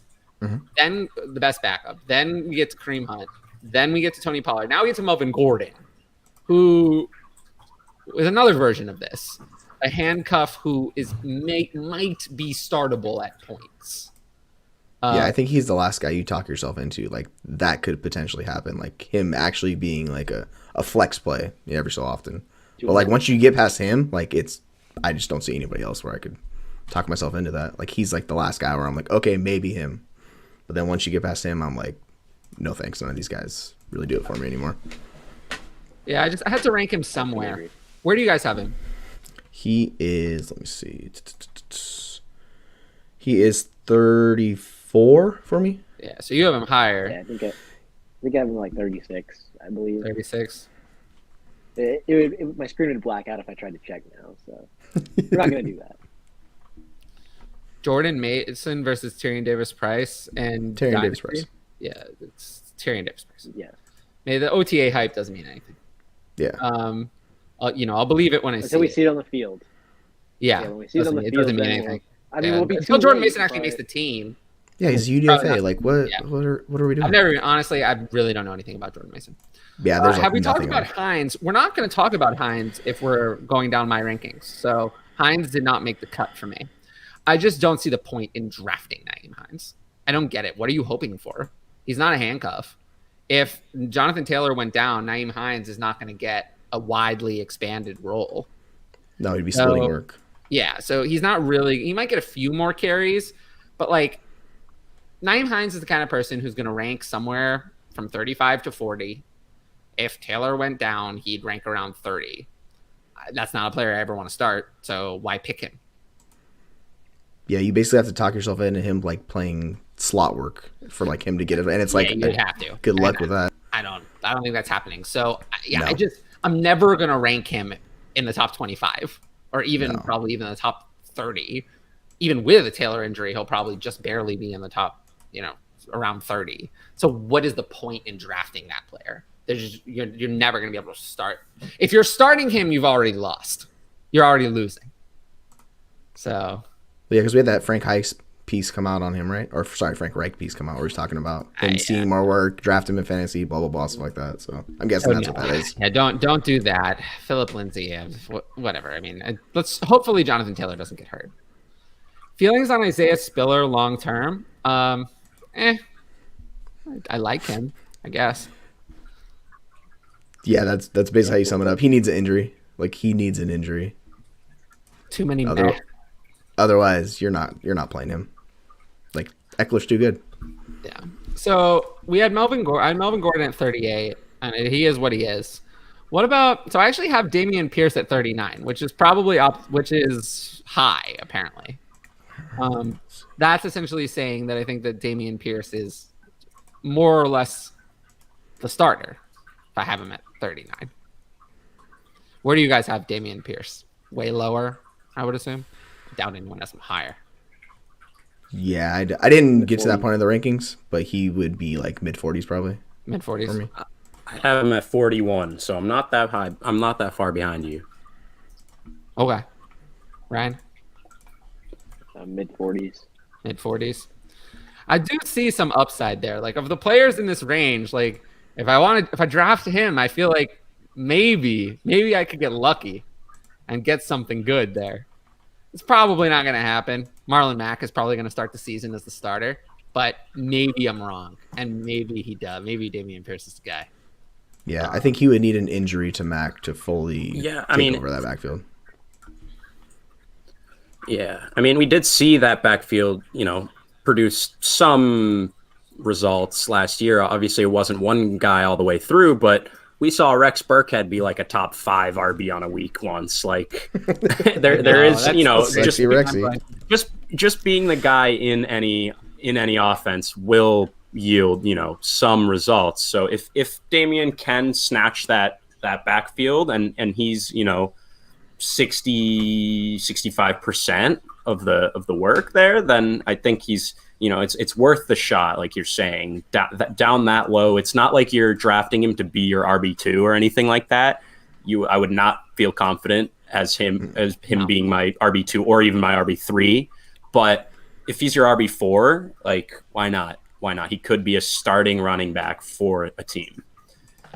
Yeah, and I just want to say if anyone's still with us after an hour, I mean, actually, there are a lot of people still watching, but if you're watching, don't forget to like the video, subscribe to the channel. If that button doesn't say subscribed, please hit it. Please, I really appreciate it.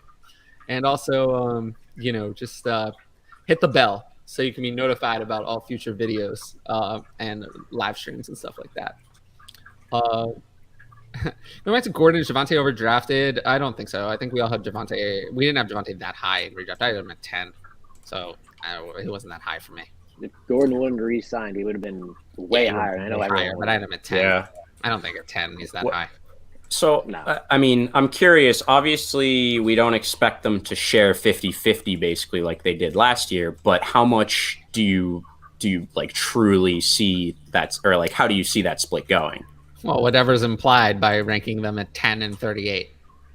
So, yeah, like So that's probably implying 65, 70, 70, yeah. right? Yeah. 70, That's 30. exactly what I like. That's why I think Melvin is also not like a bad pick once you get that late, because he's still gonna get at least like 30%, 35% of the work in that backfield. And then if, you know, obviously one of them goes down, other one's gonna skyrocket up a little bit more. I don't think anyone else is gonna be too involved there. I know there's always been some Mike Boone hype. I don't understand why that's Heck yeah. there's been for like 2 years. It's like, if Melvin doesn't re-sign, Mike Boone is going to be Javonte's. There's no Mike Boone hype. There's just people who have nothing better to do. They have nothing better to do, so they put out Mike Boone hype. That's all it is. We know what it is. I have to read my guy Mike Boone. I'm pretty sure he won me a good bit of money in daily the 1 week. So like, that's the 1 week. There's the reason. Week 17 when it was too late. You know, when it was too late, he wouldn't give you the money. It was too late. Too late you know, for DFS. He didn't produce in week 16 when it mattered. What about Brian Robinson? I just don't see the point in spending a redraft pick on Brian Robinson. It's a maybe in a terrible offense. I didn't rank Brian Robinson. Did you even rank Brian Robinson going down to 60, Conan? I actually did. I have like a group right around 50 to 60 essentially, which are like solely handcuff kind of options where if the lead there's a clear lead guy, and if that clear lead guy goes down, then I think there's obviously a lot of value there, but it's not someone that's going to like for like replace them like a Madison. We know what we're going to get as soon as Dalvin goes down. Like you get 80% of Dalvin essentially, or like something like that. But so I have them just kind of all in a tier with like Jamal Williams, Darrell Henderson, Khalil Herbert, just guys that have a guy in front of them that is clearly way much better, that is getting drafted higher. But if that guy goes down, I do think they would be the number one option. Most of them obviously have some auxiliary piece that's going to get involved in the passing game. So like, you know, even if Gibson goes down, Brian Robinson steps in, that doesn't mean McKissick is going anywhere. I think if anything, McKissick gets more work and stuff, you know? Yeah, So I think it's tough, but I did want Technology got him again. Technology's Technology got him again. Am I here? Ryan, you're gonna have to edit. I'm gonna have to edit. I got this. Just send it to me when I get home tomorrow. Low key, I also believe the NFL is biased towards Bama running backs. Maybe. Are we concerned about Marlon Mack taking most of the touches? No, but he doesn't have to take that many to make Dameon Pierce not startable. No, we don't believe in Benny Snail. Is a snail. You know, we have that. Last year we had Snail, McFailure, and Mirage. That's what they had. Now Mirage has disappeared. Mirage is gone. The Mirage has disappeared. Now only leaving Snail and McFailure. Only Snail and McFailure are left. So, you know, the people really just like when I do that. People actually like that. I always wonder. Like, I always get so much positive feedback.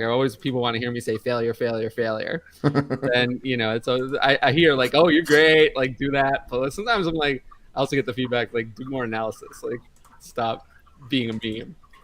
I don't know. I always wonder what the people actually like. They seem to be split on that one. But I will say AskDLF took off once I started saying failure all the time. So, I don't know. Recovering Ridley Truther. Who do you take? 4th round rookie draft? Ty Beatty or Ty Chandler? Splitting failure hairs, probably. Well, they can't be failure yet because they haven't entered the NFL, so they don't have any strikes of failure. Not yet. I mean, they could have a strike of failure if I decide that they've done something wrong. But I mean, Kyron Williams already has a strike of failure, so that's somebody. But I'll take Tyler Beatty here for sure. I mean, Ty Chandler. Yeah, Chandler's what, 25? Like I'm like I don't want that as a rookie. No, yeah, but thank there's you. also Nwangu is there, right? Yeah. And Madison behind Cook. So yeah, Ty Chandler, I just don't. I don't see why even pick him. To be honest, I'll take Beatty over Chandler. I really like Beatty's film for what it's worth, but like I think I just picked out the best film that he had by accident and watched it, and I really enjoyed it for receiving work. So I guess that's what it was. There's also a lot of injuries in Baltimore. So yeah, there's a path where he's playing week 1 because of injuries. Yeah. So Conan's face is stuck on like a red smile. I love the failure speech. Thank you, Jesse. I love you too. And I love it. I love it as well. So let's see. So we covered Damian Pierce there. So I had Michael Carter at 40. I feel like we're just another handcuff. Michael Carter is another handcuff. It is what it is. Yeah. Right. I mean, you got to rank him somewhere because if Breece Hall goes down, we know Michael Carter can play. He's probably going to get some touches. We know he's good. We know if he gets the opportunity, he'll be good. But, yeah, I have him at 40. Is there any universe in which Michael Carter gets relevant touches anyway? I think no, but... No. Breece is too good. Not unless there's an injury. Like, there's an injury, yeah, I'd see it. But outside of that, no, I don't see that at all. All right. Yeah, agreed. Too good. So then I have Darrell Williams at 41. Okay. Yeah, let me see. He's there. Yeah, that's a good way to put it. Hello? Oh, hey. Hi. Am I here? Yeah. Yeah. I don't know what's going on. I was just here the whole time, and I could hear you guys, see you guys perfectly, and I just realized we couldn't hear anything you were doing. No, you were frozen for like 2 minutes. We got to get this tech worked out. We'll get it worked out for the next show. Yeah, I need to get an Ethernet cord. Yep, it really helps me. I'm not gonna lie. No, Darrell Williams is interesting because consensus has him at 58 from Fantasy Pros, and I have him at 41, so 17 spots higher. So I'm interested in Darrell Williams, who I have a soft spot for. Yeah, like is he gonna get some of that pass catching work that Evans left? Does Darrell Williams get all the work if Connor goes down? I mean, all probably not, but most enough. Connor didn't have all the work when he was dominating either. So no, enough. Yeah, he'll get enough. He didn't get all the work in Kansas City, and he was an RB1 a lot of those weeks. So yeah, no, he gets enough. I mean, he would be good. Yeah. Yeah, I think he could be a nuisance to Connor. I think I would rather have Darrell Williams with Connor out than Connor now. I think it's actually better. I think Darrell Williams is better with not a better player, but the situation is better if Connor goes down and Darrell Williams has to start than the committee that it's going to be now, to be honest. Yeah, I just don't know if they trust him enough to give him all that work that they would give to Connor. Was my only thing. They won't have a choice. They won't have a choice. Yeah, who's it? It's like Benjamin and somebody else. Yeah, Keontae Ingram, that's who it is. No, Benjamin, he doesn't He's toast. Yeah. No, the thing about being toast is he had to not be in the toaster at some point. He's actually always been in the toaster. He's always been in the toaster. 9 games played or something. 9 games active in 2 years. That's not good. He not a good track record. Well, why would he see snaps? I mean, he's so bad that there's no reason to give him any snaps. Excuse me, he saw 16% last year. My bad. Oh, that's really good. He had his opportunity last year. He did. Yeah, and he did nothing. Like a game or two, nothing. He did nothing with it because he's bad. That's just the reality of the situation. 34 carries sounds about right for him. Okay, so Darrell Williams is a target for me. And then, a few other players. I mean, James Robinson I have at 42. That is just, it is what it is. I have no idea how healthy he is. None. I feel like we'll talk more about James Robinson later. I don't think we need to spend a lot of time on James Robinson now. We're gonna have more information before most of these drafts are done. I mean, everything we've heard so far is that ETN is ready. J-Rob not so much yet. So I'm sure as things come in, we'll update. Yeah, and then I had Rachaad White at 43. Now I think Rachaad White is interesting, and consensus has him all the way down at 59. So I'm way higher on Rachaad White. Wow. because I feel like why not? Why not take an opportunity in the Tampa offense?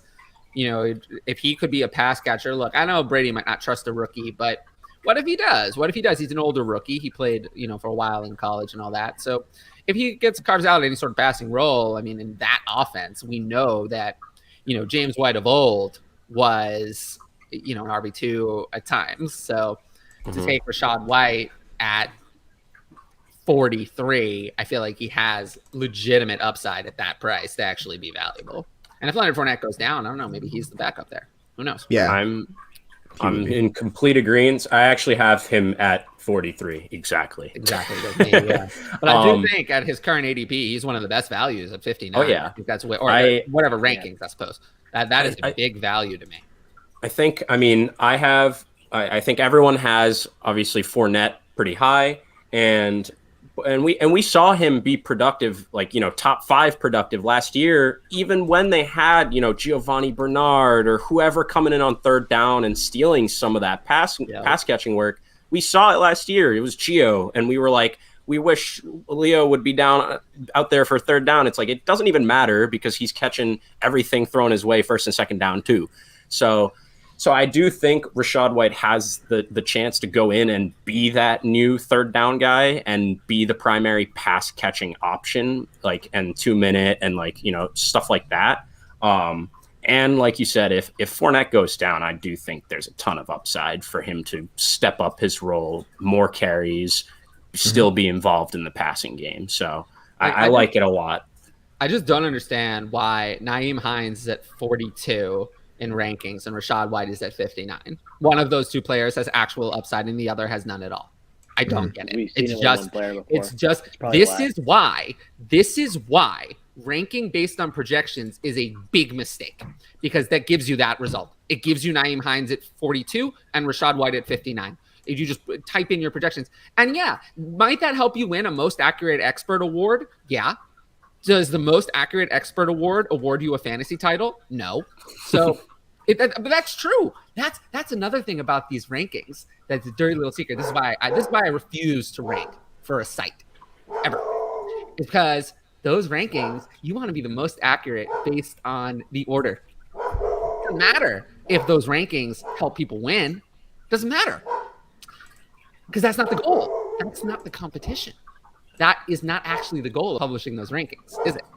So that's how you come up with Nyheim Hines at 42 and Rachaad White at 59. Even though strategy-wise, you can go to strategy is more important than projections. Always. You can always do better with strategy than you can just straight projections. So again, I really caution people at just looking at the points. You'll know with Rachaad White too.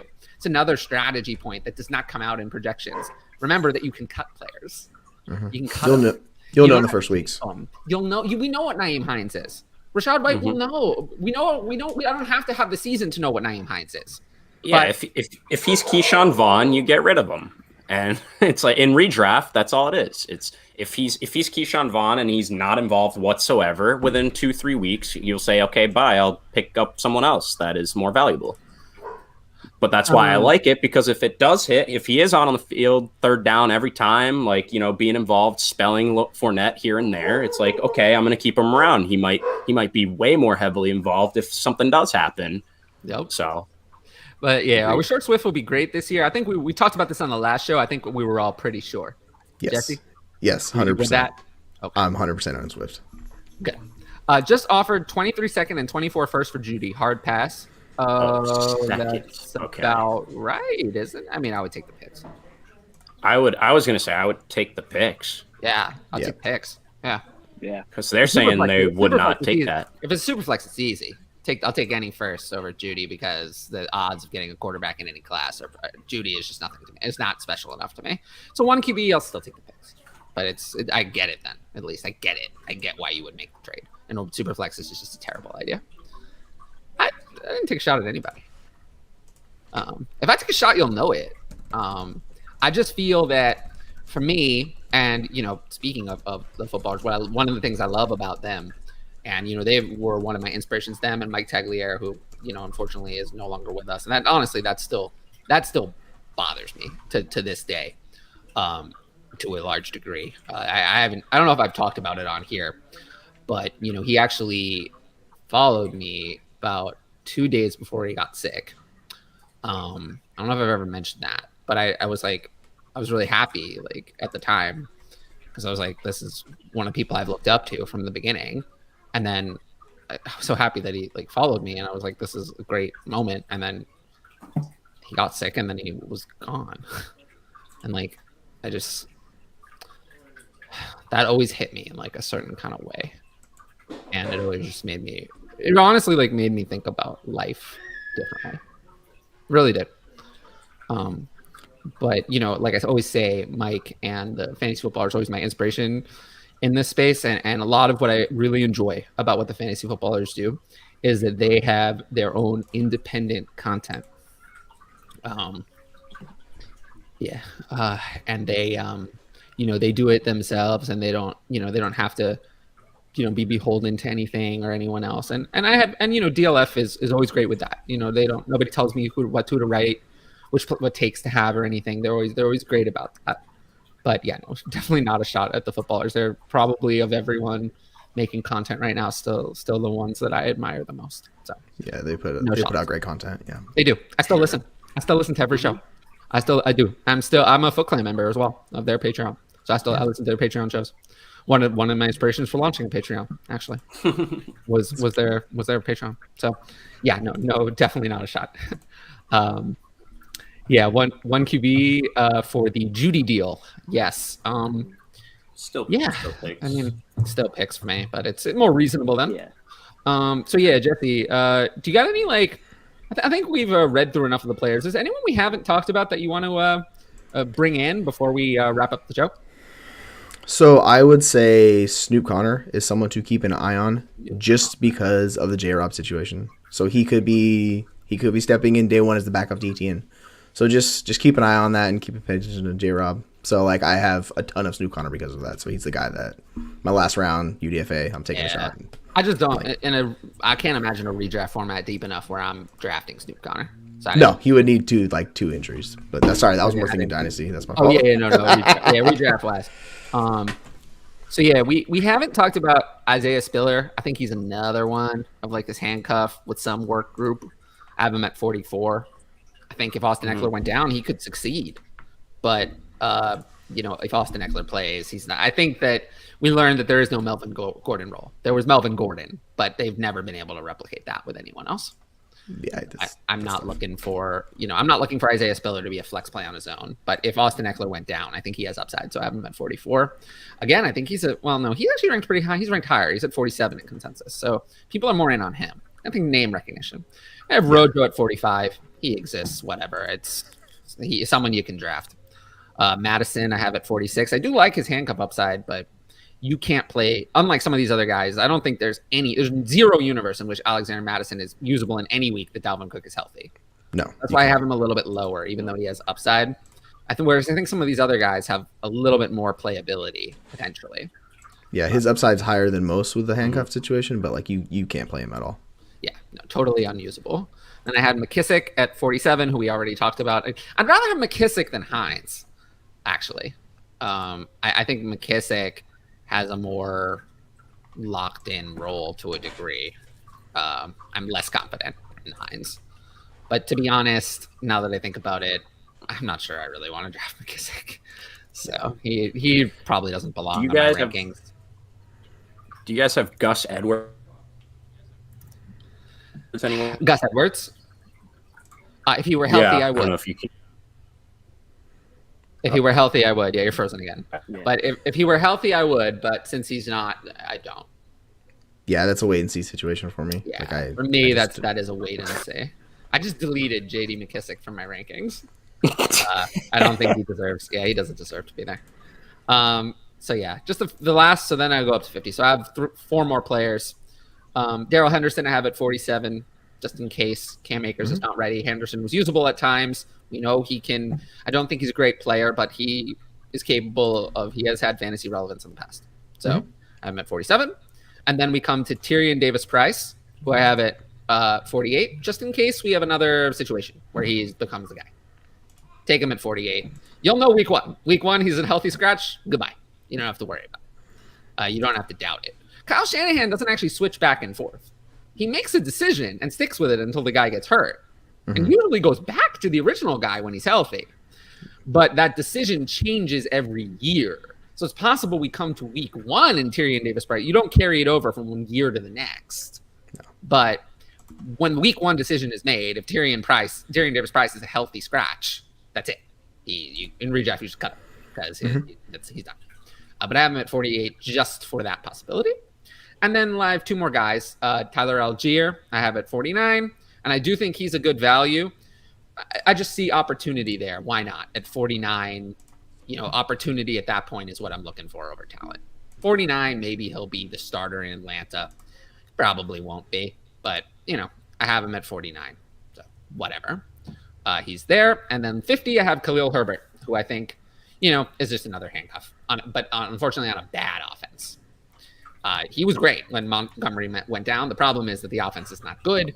And they clearly, they do have a new coaching staff, but even the new coaching staff seems to see David Montgomery as a workhorse. So Khalil Herbert's not going to have any role unless Montgomery goes down. So, yeah, he rounds out my rankings at 50. So, yeah, is there anyone I left off? Some of the guys I thought about putting in there but didn't. Mostert, Hines, like we talked about, McKissick. We talked about who I just deleted. Brian Robinson was not that far off from making the list. Potentially choosing a Carolina handcuff if it's more clear who it is. Yeah. But you're back. I'd say Foreman is the guy between him and Hubbard. Yeah, but the problem is since I don't know yet, and it's just a handcuff I didn't rank either just yet. Yeah. And then, James White is somewhere on there. Sony Michel, Gus Edwards, if he proves he's healthy, might make it onto my list of players that are actually ranked. I'm willing to go. I don't have a hard 50. It just happens to be 50 right now. But I'm willing to add players if I feel like they're worth drafting. Gus Edwards is on there. Jamal Williams to a degree, but I do actually think Craig Reynolds is just as good as Jamal Williams, so I'm not confident that he's actually the handcuff. So Jamal Williams is probably a no. Kenneth Gainwell is on there along with Marlon Mack. They get some hype. And then there's probably some other players that Kenyon Drake, I guess, and Zamir White, if one of them kind of gets some run. And then that's it. There's handcuffs like Samaje Perine, but I just don't think no, thank you. It's very much the hope, just like hope with these guys that you're taking a shot and just hope it works out.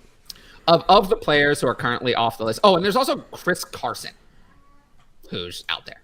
But I think Chris Carson is done. He's done. I hope he retires for his sake. I think he should retire. But of the players I mentioned, I do think Raheem Mostert, Gus Edwards, and Kenneth Gainwell are probably the ones that are the most intriguing to me, that I could see a universe that those guys are going in the early 40s by draft time if everything breaks their way. Yeah, that's fair. And Gus Edwards was mentioned earlier, and I agree. I forget who said that. I think it was you, Jesse. But if he were healthy, I would expect him to get work, and I would rank him. Yeah, he would be ranked for sure. But it's a health issue, and he seems less ready than Dobbins. Yeah, it doesn't sound great. Like they both could be out to start week 1. Like that's just, I'm so terrified of that situation right now. I think. Oh my god, this has been like the weirdest tech day. Yeah, it's been a rough day for Conan. Yeah, we can hear you. Yeah.